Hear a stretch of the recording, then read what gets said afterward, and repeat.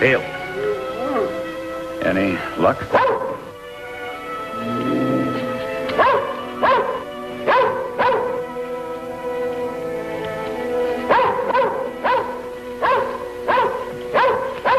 I didn't mean to startle you. That's rather clumsy of me. There's no harm done. She took our picture. Well, I consider that highly complimentary. Well, I couldn't resist it. The grouping was so perfect. Better give me that film, lady. Well, I can't very well do that without ruining the role. Well, of course, I'd be happy to send you a print. Well, you see, this is really a little embarrassing. At least to me it is. My wife thinks I'm away at a business conference, and, well, she couldn't understand that sometimes I have to get away to relax and think. Oh, well, she'll never see this. It's just a personal hobby of mine. One roll of film, more or less, won't matter, lady. If you don't mind, I think I'm the one to decide that. You're staying at Twin Peaks, aren't you? I believe I saw you at the lodge. You may have. In fact, you're in cabin number 8, Nancy Miller. I must confess, I asked the manager about you. I think I'd better be getting back. Oh, just a minute. You, sure you know the way? Yes, perfectly. Thank you. Well, perhaps we can have a drink together later. Well, I'm afraid not this evening. Tomorrow, if you'd like to stop by. Yes, I would, very much.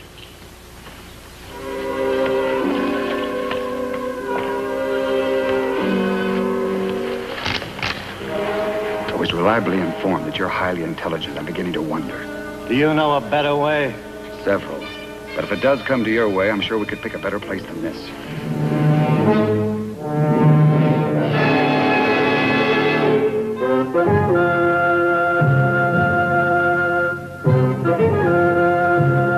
And now, Instant Maxwell House Coffee, the amazing coffee discovery in the jar with the stars on top, presents Richard Diamond, Private Detective. Starring David Jansen.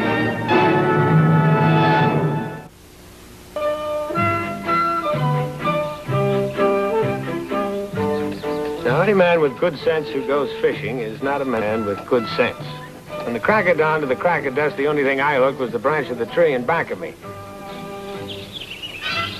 No, it just doesn't look tender enough.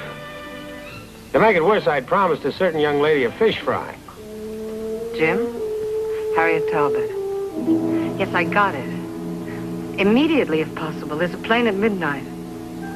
But they caught me at it. I don't think they know who I am yet. I'll call you.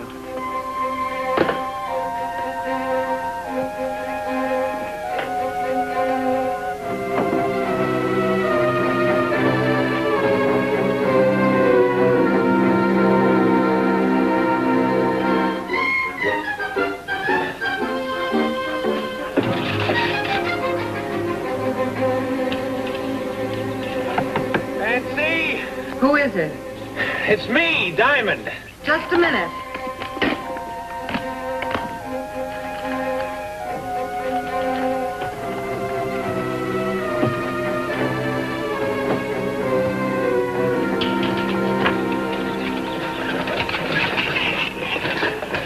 How big is the one that got away? 6 feet 1, 180 pounds, me.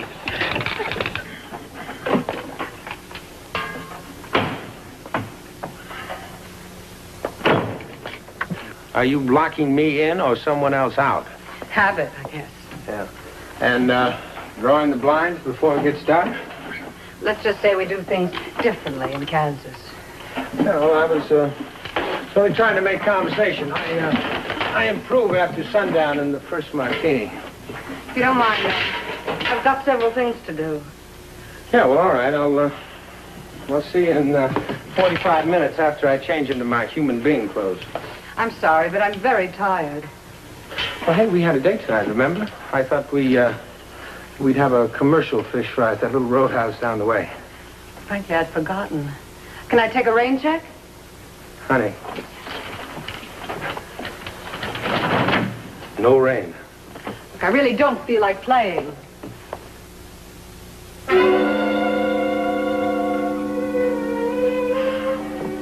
And I have just got to figure that I have come to the end of a very imperfect day.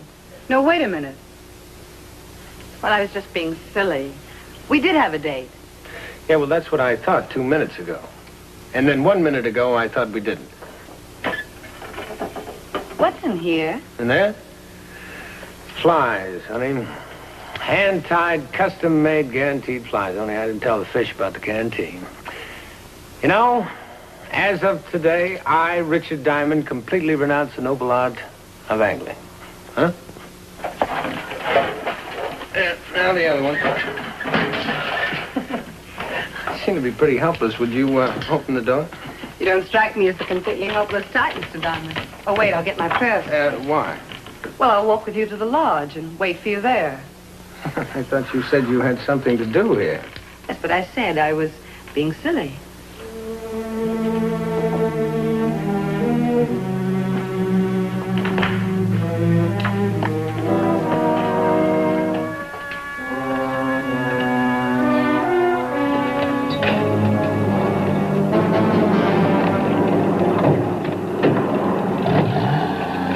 I've seen that Jeep around here before. Neither have I. Now, I wouldn't say I have a suspicious nature. Well, I merely don't trust anybody. And the girl was no exception.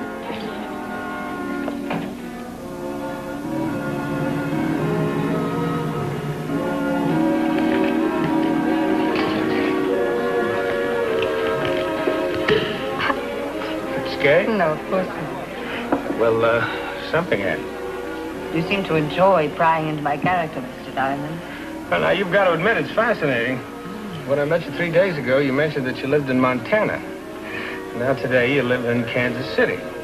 That takes character. I was just using Kansas as a figure of speech. There are a few things more obvious than damsels in distress. I thought maybe I could help. I'm not in distress.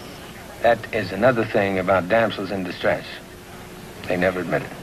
I'd much rather be plied with champagne and philosophy, Mr. Diamond. Well, Miss Miller, how nice seeing you again. I don't believe we've met. My name is Adams. Oh, well, Richard Diamond, how are you? How do you do? Won't you join? I'm sure Mr. Adams would rather rejoin his friend. No, as a matter of fact, I'm quite alone.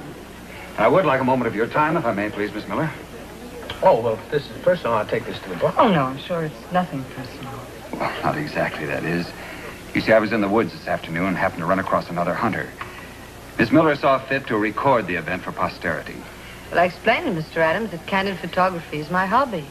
Yes, and as I understand, quite an expensive hobby. Miss Miller, I'll give you $50 for that roll of film.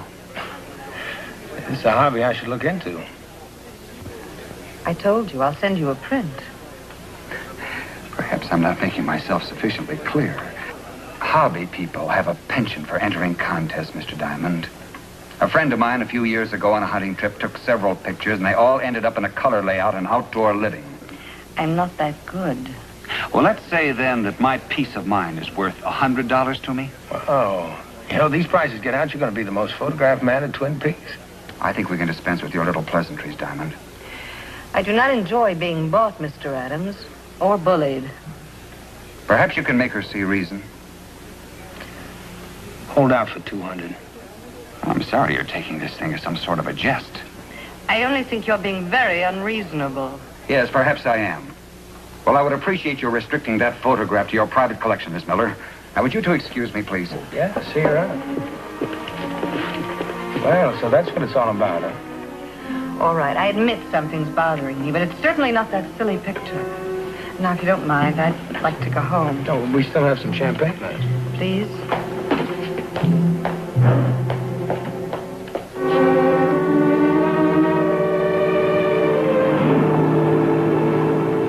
After Adam's prices, I don't suppose a penny for your thoughts would interest you. I was just thinking that we should have brought along a bottle of champagne to finish it.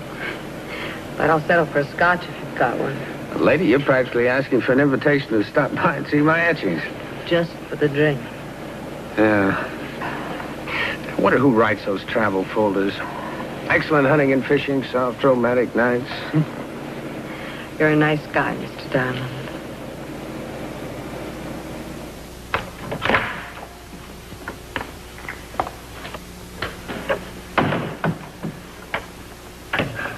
Well, it's not much, but, well, let's face it, it isn't much.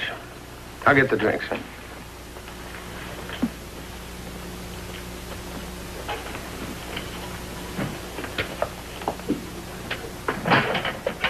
On the rocks or with water? Some water, please.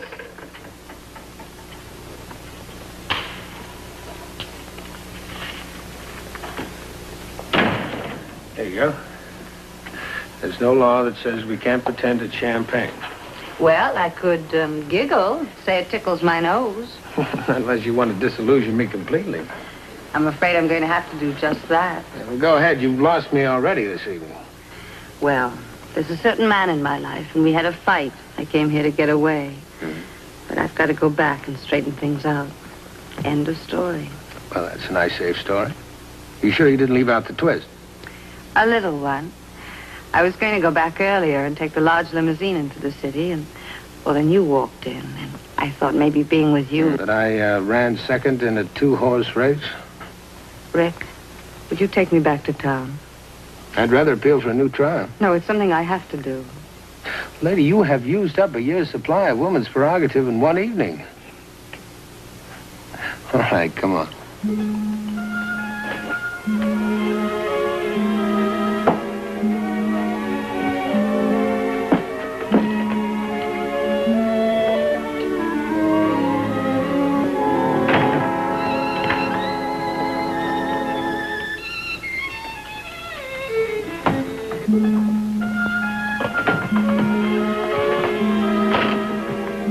Well, I'm packed. Almost.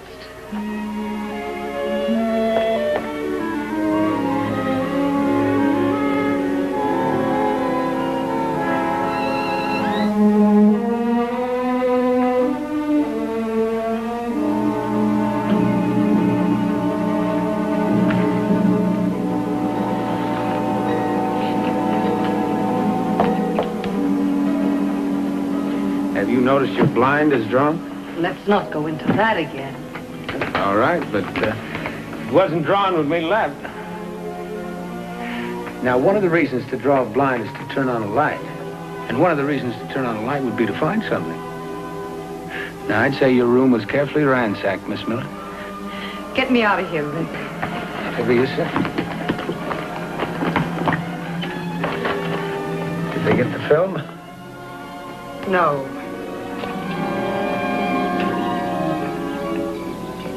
Well, I knew I was in it now. My curiosity had pushed me past the point of no return. Curiosity in the color of her eyes and the way her nose turned up at the end. Well, I didn't regret getting involved. I did regret leaving my automatic 200 miles away in a drawer.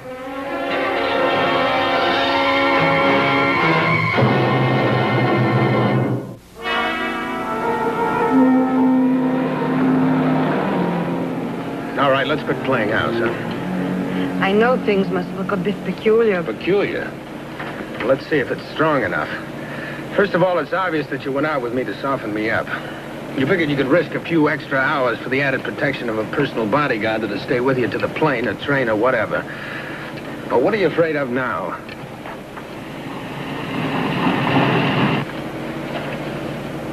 Who's behind us? I don't know.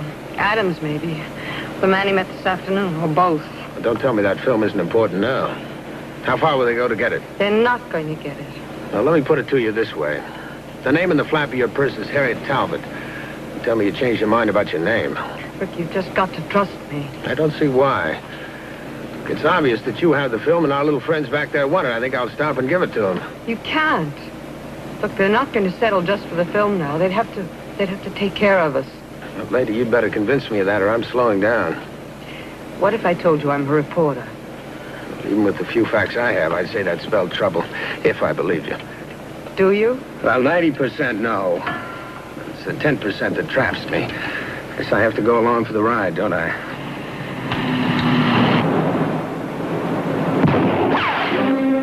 Rick, look. I don't have to. Look, I hate to give you a chance to think up a lot of plausible details, but the road was here first. I better concentrate on it. Why did I have to listen to you? Now, how could I know she'd become involved with that Diamond character? This whole meet was a mistake. Even without the dame, I don't like your proposition. Well, I'm afraid you're going to have to like it. Remember, you spilled your whole organizational setup to me. If you're threatening me with a frame... Oh, no, I didn't mean that. I'm sure we can work out a compromise somehow. Slow down, will you? I can't get a beat on him. Get down. Did it hit? I don't know yet.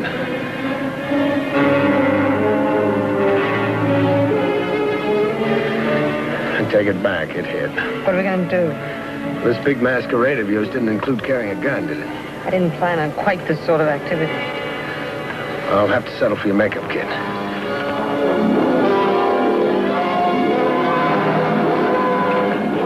We lost him around that curve.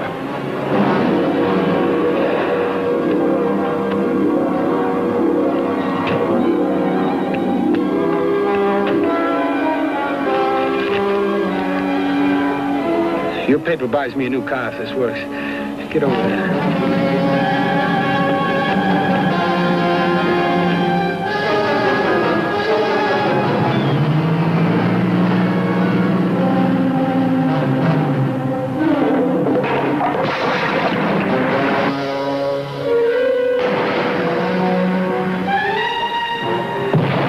So I wait around and see if they took the hook.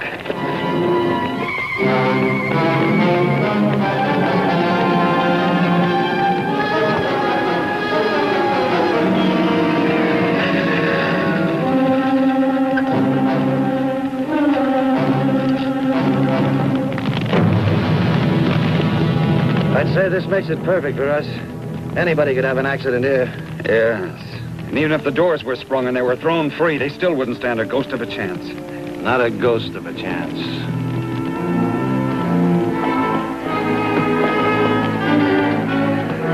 Can't we go back to the road? No. I know this cross-country routine is strictly for the Boy Scouts, but it's shorter and it's safer.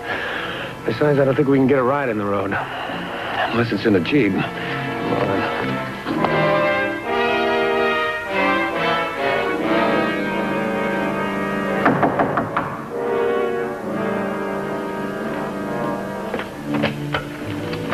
Can I come in for a moment? Why, certainly, officer.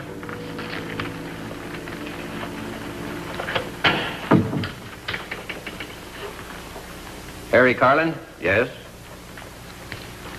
That narrows it a little. Narrows what? Car went over the cliff at Devil's Bend. We figured it had to come from here at Lakeview or from Twin Peaks. Had all the guests accounted for it except an Adams, a Diamond, and a Miss Miller. All from Twin Peaks. Don't suppose you know anything about them? Can't help you. Too bad. All of them dead, I guess. No. Just one. Well, that's a break. But how could two people live through anything like that? There was only one in the car. A man. Must have been thrown free. Brush fire took care of his body, though. I see. Just one. Yeah, it looks like Adams or Diamond. We'll find out. I think that'll be all, sir. Well, good night, officer. Good night.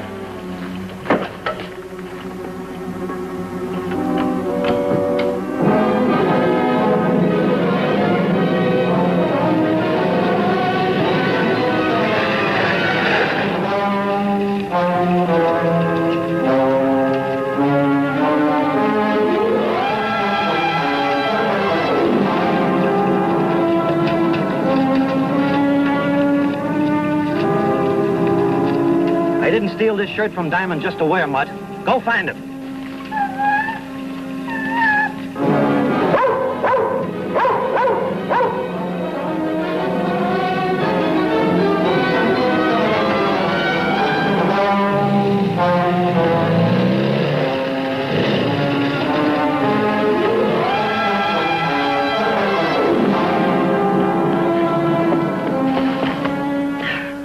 Can't I just go to sleep here for a little while? No.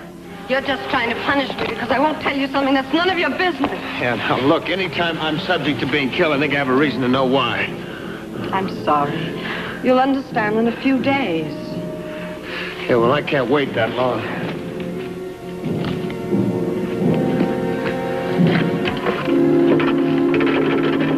What are you you going to do? I'm trying to reach the fire station. Maybe they can reach the police. I want the police at Twin Peaks when we get back. No, Rick, please. That could ruin everything. I hope so. Obviously, you haven't recognized Adams yet. Obviously.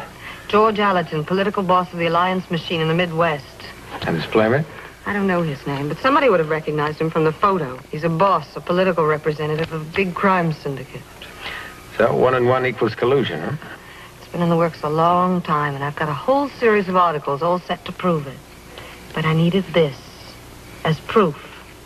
So I took a chance on a tip that Allerton had set up a secret meeting, and that's it. All this to fill a newspaper? Articles like this one have won the Pulitzer Prize. But if the local police... All right. You win another round on points. The phone is dead. Come on, let's hike. Oh, you're completely heartless. What a nice guy.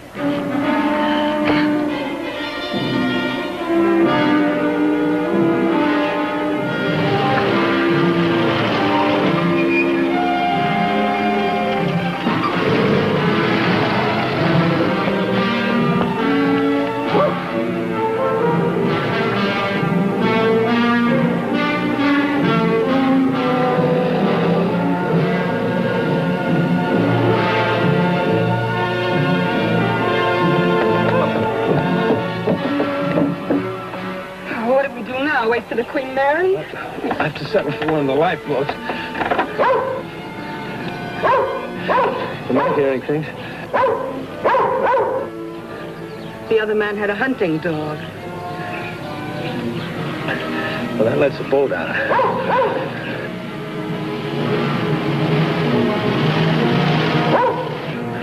We'd be sitting ducks.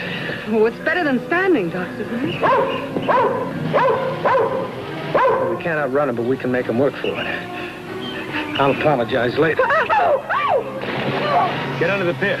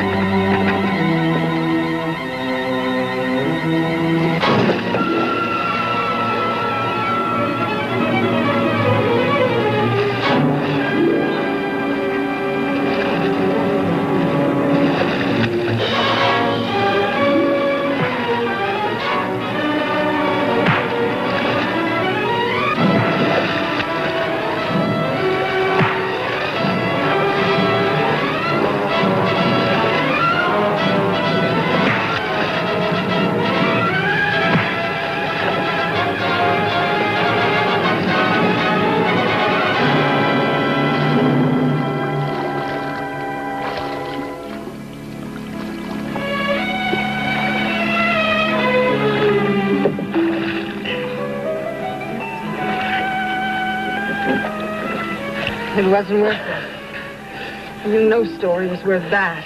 Well, this is a fine time to tell me.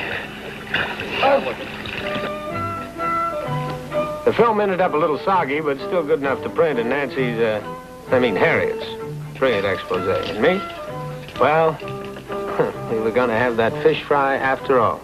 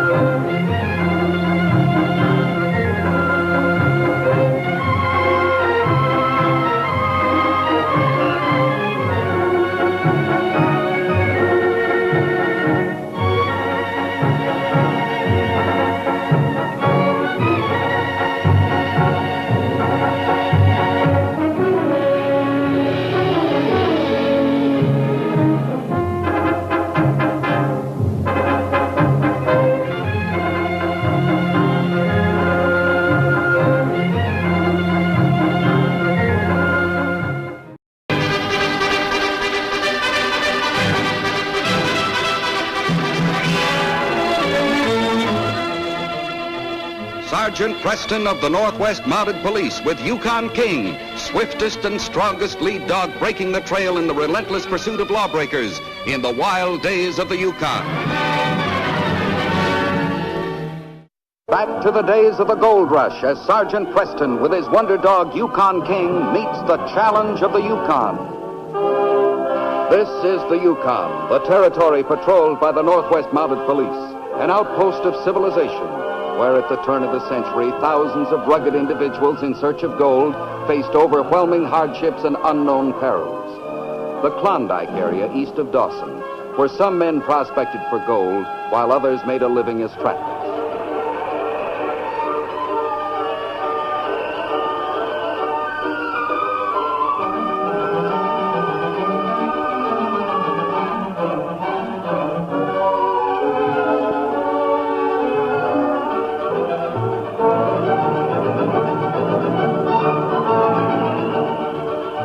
On winter patrol, Sergeant Preston decided to stop long enough to see his friends, the Tanner brothers, who lived in an isolated area about 4 miles south of Placerville. Preston knew that Tom, about 2 years older, had always been protective toward Sam.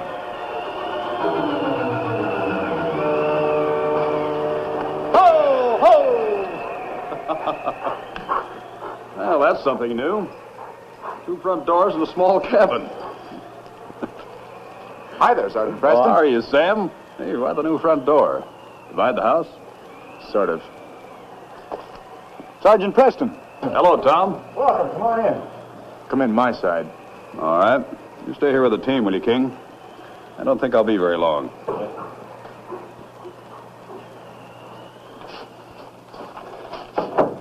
Well, things have changed around here since your father died. What's that? Divides the room. Oh? You mean each of you lives separately on his own side of the cabin, huh? Yeah. You know, I knew your father, and I've known both of you for a long time. And I've never heard of you having a misunderstanding. We didn't when Dad was alive.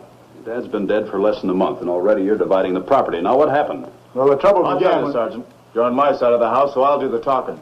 You called on me. I called on both of you. Excuse me. All right. Now, I'm on both sides of the cabin. Now, what's this all about? Well, when Dad died, he left us $2,000 in cash and a gold claim. And this cabin. We divided the cash. Then I wanted to sell the claim and split the money we'd get from it between us. We should work that claim. I'm a trapper, not a miner. What's more, I think the claim's no good. Dad never got a thing from it. Well, he could have if he spent some money for machinery. I wanted to use our cash to buy the equipment we need.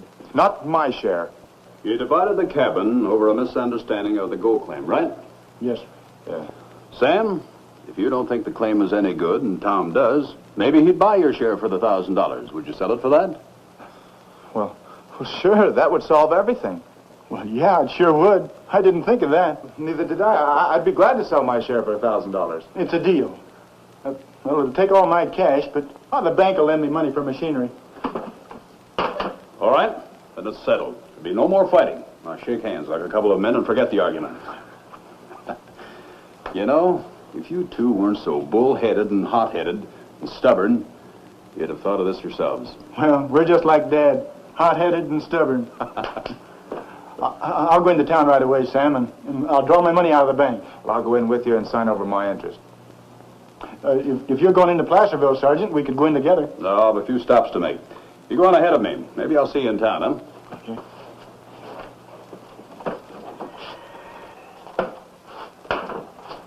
Hey, Tom. Yeah? You, stepped over the line. What line?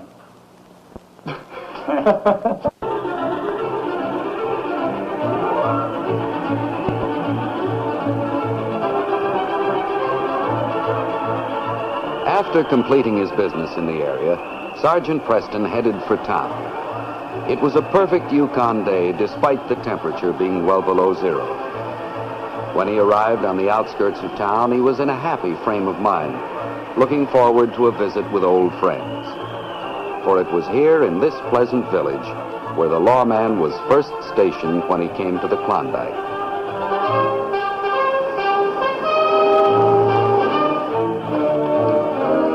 Sergeant Preston.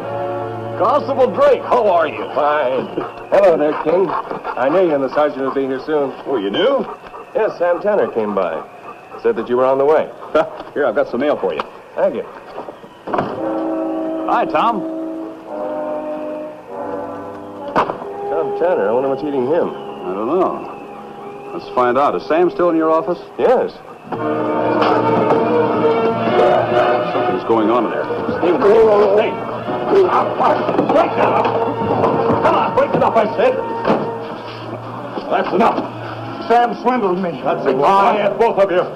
What do you mean Sam swindled you? He unloaded his share of the mine on me, took all my money. I was the one who suggested the deal. Wasn't Sam's idea.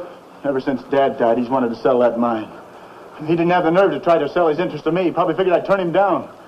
But when you suggested it, he jumped at the chance. Well, of course he did, but... Well, he could have told me that the mine was worthless. Worthless? Yes, and I think you knew it all along. Who said it was worthless? The bankers.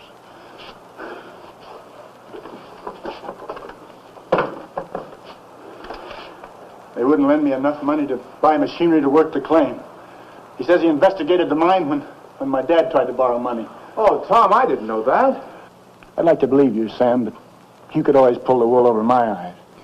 Listen, Tom, to prove I had no intention of taking advantage of you, I'll buy back my share. You will? Of course I will. That should prove that Sam acted in good faith. Well, yeah, it's mighty square, you, Sam. I'll have to draw my money out of the bank, Tom. Is it still open?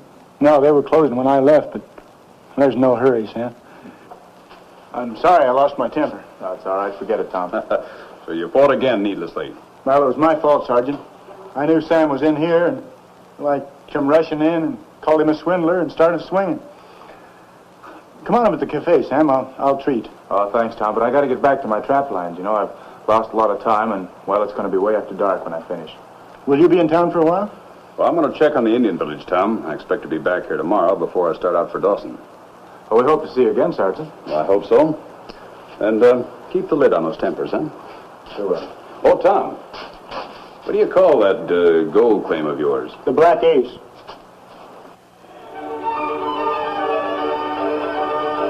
With a load of medical supplies on his sled, Preston set out for a Cochin Indian village to the northeast. One of the many duties of the police was to prevent epidemics by making periodic inspections of the Indian settlements.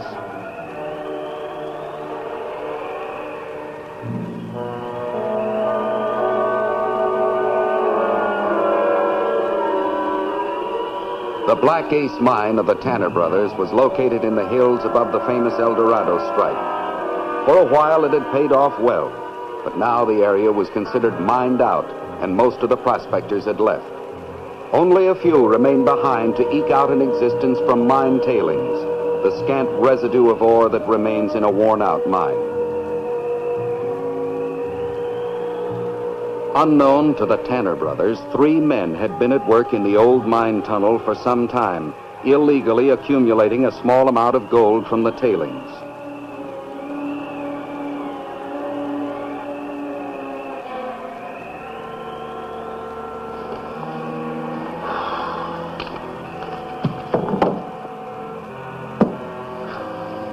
Home, such as it is. Well, at least it's a shelter. That is until the Tanner brothers discover what we're doing. I guess Blackie's still working in the tunnel. Hey, Slade, Nick, we struck it rich. Gold. I was poking at the tunnel wall with my pick. This big hunk of rock fell down, and there it was. Gold. Gold! Well, I gotta be shown. Come on. Well, the fellows that worked this claim gave up a little too soon. Well, speak up. Is it gold? Yes, it's gold. I told you, we're rich. Gold, boy! Now, calm down, both of you. We're no better off now than we were before. We don't own this claim. But we found the gold, didn't we? Sure. We stole a few dollars worth of gold from the tailings. But we can't get out of any real pay dirt unless we own the mine. Well, we take away from the guys that own it. Yeah. Now, the Tanners think it's worthless. They do? Yeah, I heard talk about it while Nick and I are in town. Hey, we'll call on them. Do you know where they live? Yeah, about 4 miles the other side of town. Now, we'll start right away. Yeah, but it's almost dark, and snow's coming. Don't matter. I can find the cabin. Now, Blackie, you stay here at the shack and see that nobody comes prowling around. Nick and I will visit the Tanners, and we'll come back with that title one way or another. That evening, shortly after dark, Slade and Nick were on their way to the Tanner cabin.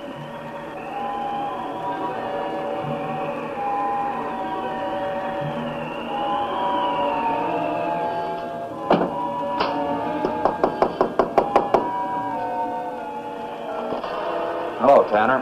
Howdy, gents. What can I do for you? My name's Slade. I saw you in town this afternoon. Oh, yeah. I thought you looked familiar. I saw you there, too. Nick Smith. Howdy. Howdy. Tanner, we're here on business. Heard about a worthless mine your father left. And the Black Ace. Yeah, we were looking the place over and decided it'd be a good location for a sawmill. Good timber in the hills. Oh, there's better places for a sawmill. Maybe, but we like this location. Mind showing me your title? No, I don't mind, but Well, we might make a deal to buy the place if the title's in order. I'll get it.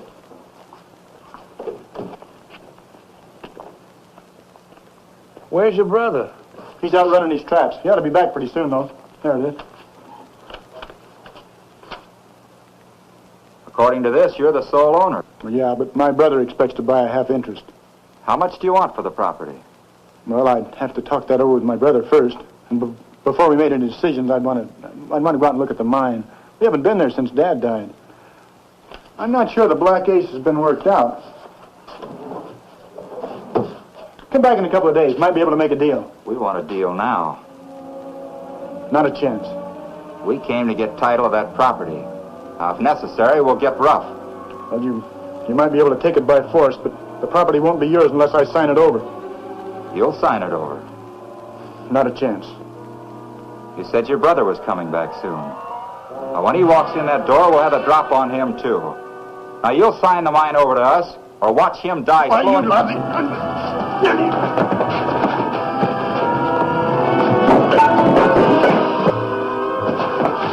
I'll fix him. Don't shoot. We need him alive. Hold him still so I can slug him, will you?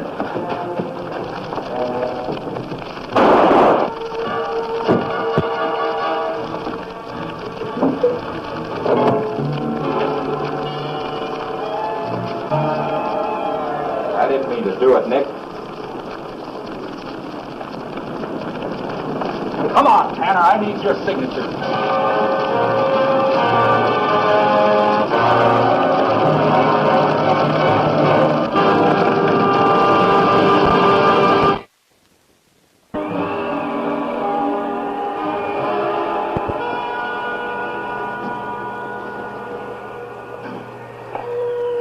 I'll take him down to my office and I'll give him a thorough examination to learn the cause of death.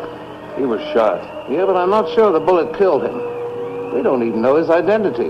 The way the fire burned everything, it was... One of the Tanner brothers shot him, no doubt. Sergeant Preston.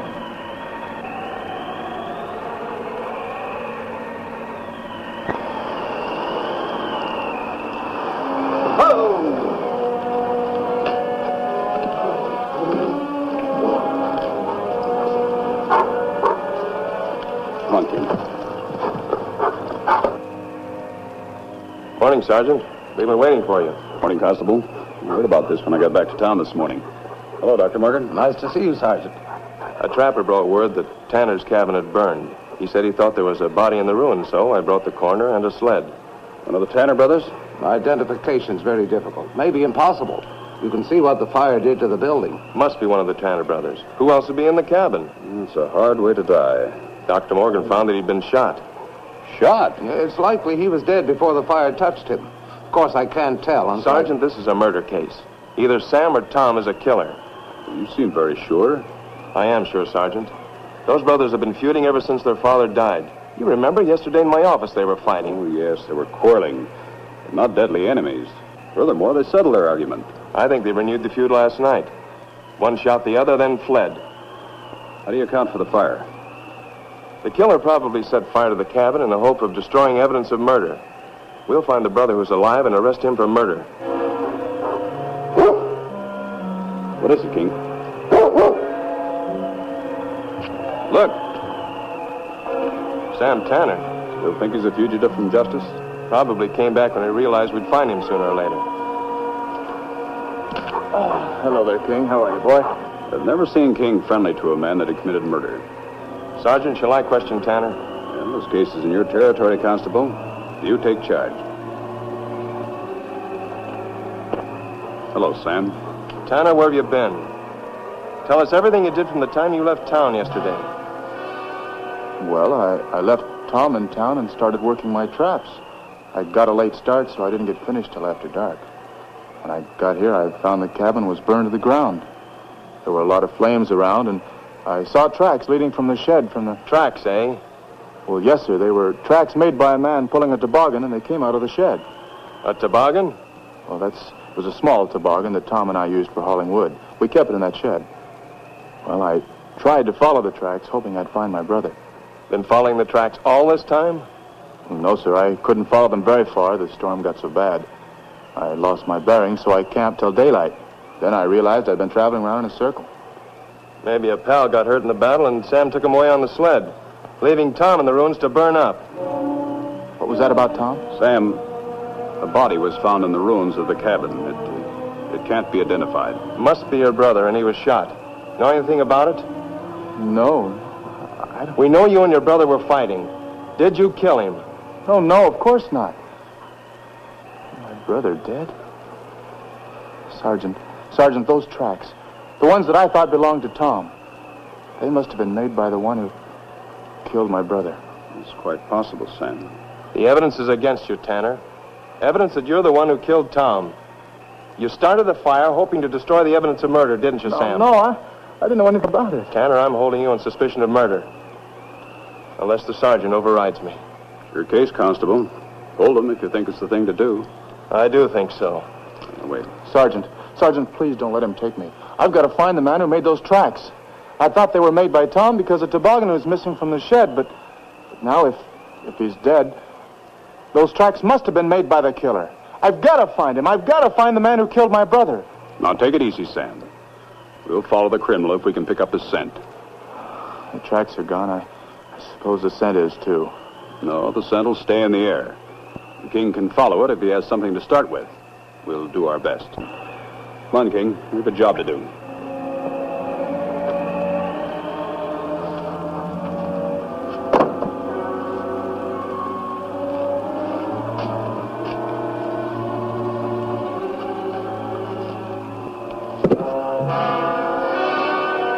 Well, be a piece of torn cloth from a man's trousers. And so it belongs to the man that killed Tom. Here, get the scent of this, King. Good. Following the scent, King set a fast pace north from the scene of the fire, past the town of Placerville, and on toward the Black Ace claim. While Sergeant Preston gave King the scent, Tom slept in the shack on the Black Ace claim. It was restless sleep, permitted by his captors after long hours of stubborn refusal to meet their demands. Slade, I've been thinking. Don't strain yourself. I'll do the thinking for both of us. You said you had to leave Nick's body in that fire. Well, maybe the law figures Tanner who's dead. You know what fire can do. Now, if the law figures he's dead, well, then we show up claiming we bought his property. we're going to claim we made the deal before the cabin burned down. Now, that's our story. We stick to it, and nobody can prove different. After we made the deal, we don't know nothing about Tanner. That's none of our affair. Yeah, but Slade, now supposing it goes the other way, what if the law finds out the dead man's not Tanner? It's still none of our affair. We don't know nothing about what happened in Tanner's cabin. Chances are they'll all figure Tanner killed the man and then lit out. He'll probably be hunted as a murderer. Well, just one thing. We got to get rid of Tanner so we can't talk. That'll be easy. After we get a signature. I don't think he's ever going to sign. Now, we're going to give him one more chance. I'm going to try a new approach. Now, get him up. He's had enough rest.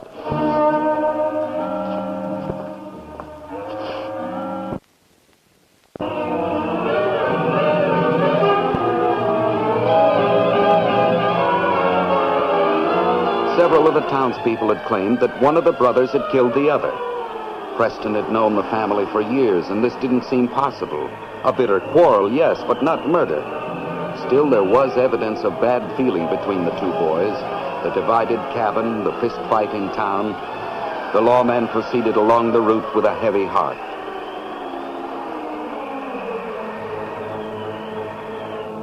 Oh, while we were looking around the tunnel, we found this new vein of gold. I should have told you the truth in the first place, Tom. You're too smart to swallow a lie like I told you about going to build a sawmill. Why all the soft talk, Slade? Because I think you're smart. You must have is the ones who found the gold were entitled to profit by it. But you had no right. What's the use? We found the gold, but we'll cut you in for a share. First you beat me, then you want to make me a partner. Well, I've got nothing against you, Tom. Fact is, I like you. Why, didn't I put a park over you to keep you from freezing when I brought you here on the sled?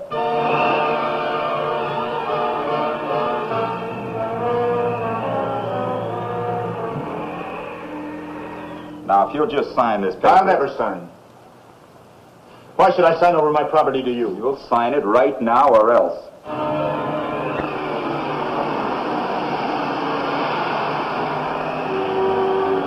Even though you kill me, you'll still need my signature. If necessary, I'll forge it.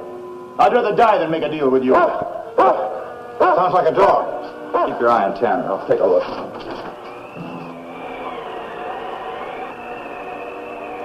It's a Mountie, and he's coming this way.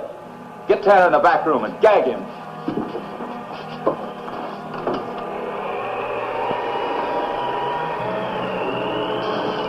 Ho! Ho! Morning, officer. Preston's my name. Sergeant Preston. Glad to know you, Sergeant. Slade's mine. Fine-looking dog you have there. Thanks. You here alone? No, my pals are inside. We got caught in a snowstorm, stopped here for shelter. Last night, a man was murdered at the Tanner cabin. You know anything about it, Slade? Who, me? Why, gosh, no. How would I know anything about a murder? You mind if I talk to your pals? Go ahead. One King. Hold it, Preston. Hands high and don't try anything. Just proved to be the man I'm after. You're under arrest, Slade. You're all through making arrests, Preston. We...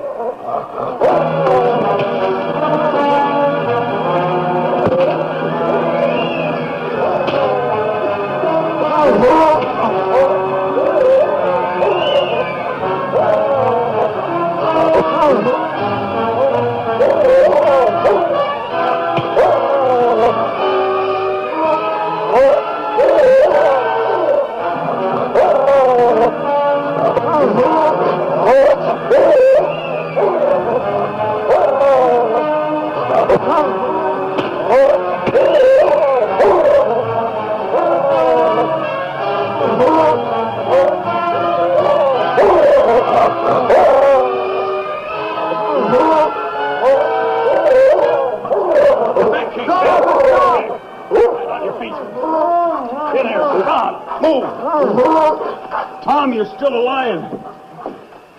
You stay there. Here, tie him up here. Turn around. Put your hands behind your back. Boy, will your brother be glad to see you.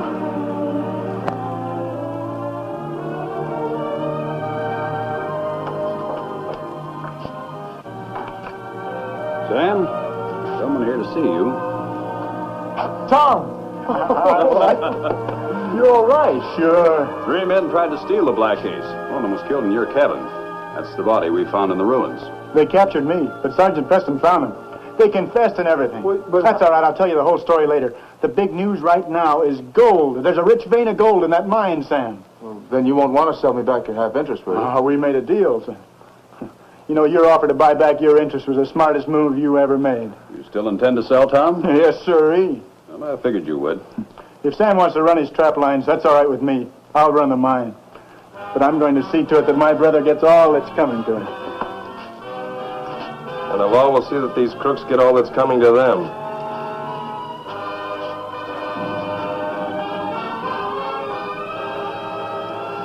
Well, King, this case is closed.